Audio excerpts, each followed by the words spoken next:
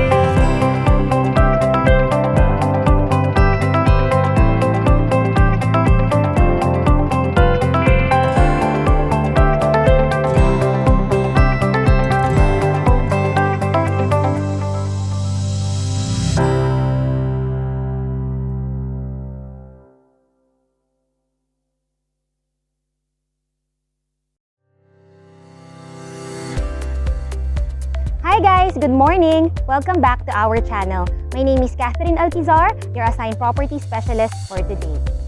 Kung bago ka nga pala sa channel namin, please like and subscribe and hit the bell button para updated ka sa mga home tours na i-upload namin. So today, I am here now at Sterling Residences 1, located at Sabang, Naik, Cavite. This project was developed by Sterling Properties Land Incorporated.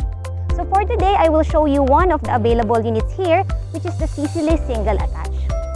So at my back is the actual turnover unit for Sicily Single Attached. This unit has a lot area of 100 square meter and floor area of 125 square meter. This unit has 4 bedrooms with 2 toilet and bath, and maid's quarter room with 1 powder room. This is around 5.9 million and this is available for bank financing and pag-ibig financing. So ang good thing dito is you have your own carport or parking. As you can see on the left side, merong sasakyan and you can add additional car if you want. Plus, you have the service area at the back. And one more thing is you can have or you can use the space in front of your house as mini garden or pocket garden or anything that you want to use the area and maximize the space. So please join me inside and check the full actual turnover unit. So upon entry is elevated siya. Tiles na rin yung kanyang tungtungan and meron na siyang lights upon turnover and ready na din ang doorbell. So for this one, yung door natin is made of pure hardwood. So let's come in and check the actual turnover unit. So this is the actual turnover unit. So meron na siyang kasamang lights upon turnover and naka-tiles na rin siya. And as you will notice, yung kisame niya is meron na ring design. Plus, this space is for the living room. So kung mapapansin nyo, this is very spacious and big sliding windows yung ginamit. Plus, the corner of the living room is made of glass. Plus, merong window para maging presko and for natural light to comes in. So ang next space naman is for the dining area. So for this one naman is later I will going to show you the model unit with furniture and fixtures so that meron kayong idea on how you put your things here. So for this one naman is the kitchen area. Included na ang built-in cabinet once na ma-turn over, plus meron na rin siyang sink and naka-tiles na rin siya, plus additional built-in cabinets here.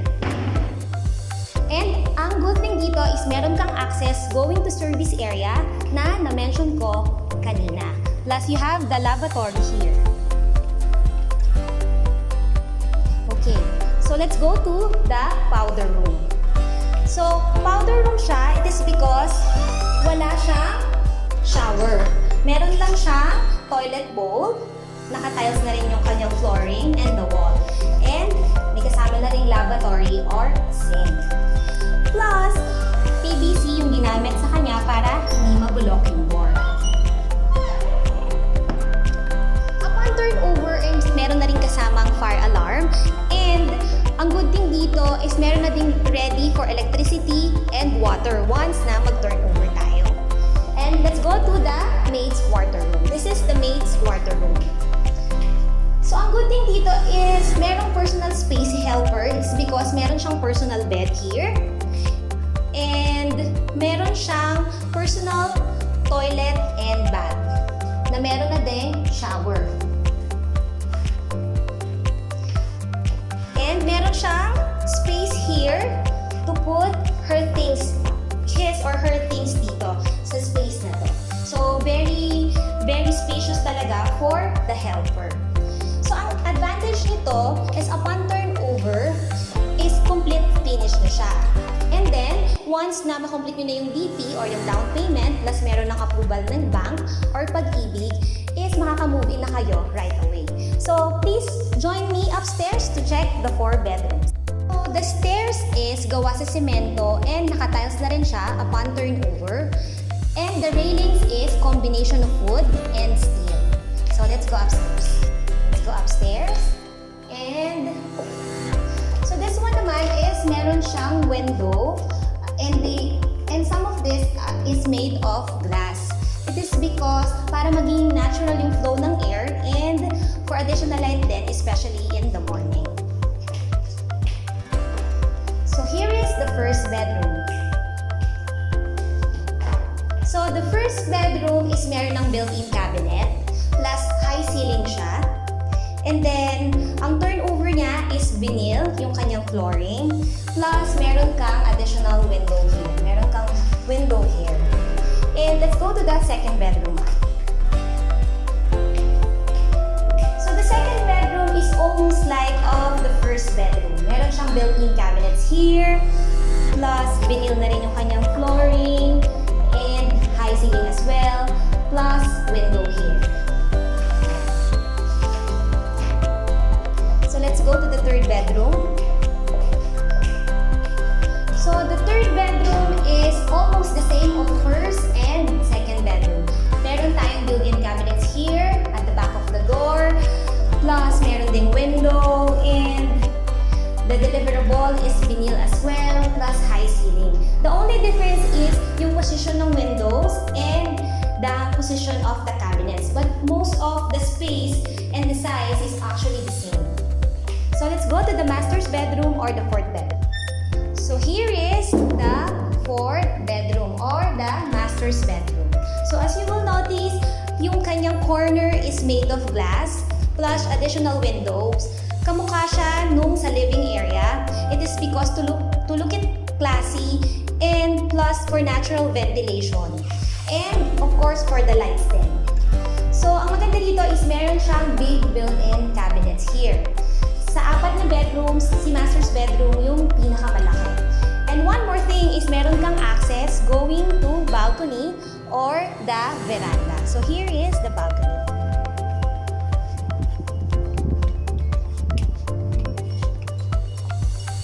So here guys.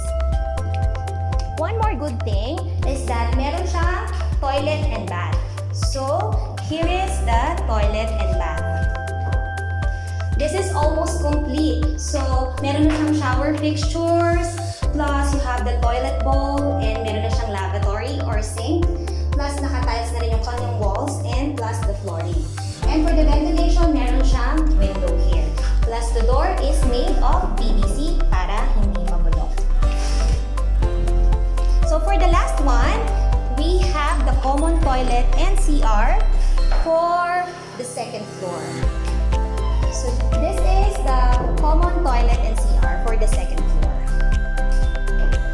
So, here, may complete na siya shower fixtures, plus naka-tiles na rin yung kanyang flooring, plus the wall is naka-tiles na rin with toilet bowl, and meron na rin lavatory, plus PVC yung kanyang door para hindi mabulok. So, by the way, yung brand ng ating mga lavatory and the toilet bowl is ACG. So here, to sum it up is, again, I repeat, everything here is included. Once na ma-turn over yung unit, is ito na yung makikita nyo, lahat ng na-mention ko. So let's check the dressed up model unit for today. So ang good good thing here is you have your own carport or parking. As I mentioned earlier, meron kang sariling carport or parking. And ang good news dito is you can add additional car. So total of 2 cars. So dito at the back, meron ka pang service area sa likod. So please join me to check the dressed up model unit. So ngayon naman, let us check the dressed up model unit for Sicily single attached. So let's go. As I mentioned earlier, is malawak pa yung space in front of your house. So you can use the space for garden like this one. So this one is giving you an idea on how to dress up your unit once na ma-turn over na sa inyo. So let's come in. So this is the dressed up model unit. So here, kung mapapansin nyo, nilagyan niya ng blinds yung kanyang mga windows to look classy. So you can actually do the same if kapag nag-move in kayo. And then, you can put your sofa here. And then, as you notice, naka-wrap up yung kanyang kisame. And there, the corner of the living room is nakalagay din yung kanyang blinds. And meron siyang additional cabinets here para maging smooth and maganda yung living room. And for the dining area naman is naglagay siya ng dining table for at least 5 seaters. For the kitchen area naman, meron siyang countertop. So pwede nyo din gawin is make it smaller para at least pwede kayong maglagay ng at least 6-seater na dining table.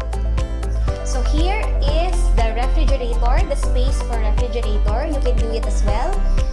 Plus, ginawa niya ng granite yung kanyang tiles for the sink. And, naging dalawa yung kanyang lababo. Plus, meron siyang induction. And, meron siyang exhaust fan. Ayan. So, the cabinets are here. Almost of this is na-upgrade na. So, for the powder room naman, naglagay siya dito ng split type na aircon.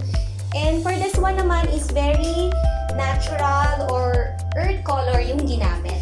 Plus, this is the basin or the lavatory. So, very smooth finish yung ginawa and very natural yung color niya. You can do it as well kapag ito po ay na-turn over. So, let's go to the maid's quarter room. So, the maid's quarter room, as I mentioned kanina, is naglagay siya ng cabinets para sa gamit ng helper niya. And the window is here. Plus, nilagay niya na ng beds and bed. And the shower, the toilet bowl. There. There you go. Plus, the basin or the lavatory. So, let's go upstairs para makita rin natin yung upgraded na maging itsura niya once na meron ng mga gamit. So, tara! So, the stairs is ginawang wood para hindi rin siya madulas and also the railings. Plus, ang good thing here is nilagay niya ng mga wallpapers and blinds. Ayan. This is how it looks kapag merong chandelier. Plus, this one, to look classy, is made of glass and wood. So as I mentioned earlier, 3 yung bedrooms, 4 yung bedrooms here. But the thing here is ginawa niyang living room yung isang bedroom, this one. So you can actually make it as game room or you can make it as computer room or gaming area or video area if you want. So ayan. So glass yung ginamit here para to make it more classy. So, let's go for the first bedroom. Naglagay siya ng glass here. And this is the bed. So, nagbibigay talaga sila ng idea on how you put your things and ma-maximize mo yung area. So, this is the cabinet. Ayan. So, this is the window and the aircon. So, for the second bedroom naman here is almost the same. Ayan. Nilagyan niya ng beddings plus wallpaper and blinds. And the good thing here is the cabinet, which is in-upgrade niya na into mirror. Ayan. So one more thing is the master's bedroom. So here's the master's bedroom. As you can see, meron ditong mirror para maging malaki yung area. And naglagay din siya ng blinds. Like as I mentioned kanina, merong glass sa corner ng master's bedroom. Plus dito yung ating balcony or veranda. So yung cabinet is ginawa niyang smaller here. And this is the veranda or the balcony. There.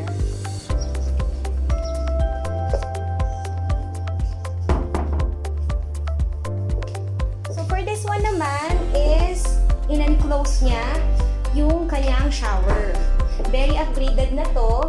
It is because more on glass yung ginamit. Plus, meron dito cabinet.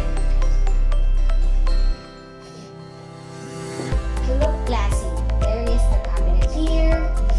Naglagay siya ng space for the cabinet. And nakakapag-add din ng space or laki once na glass or mirror yung ginamit natin.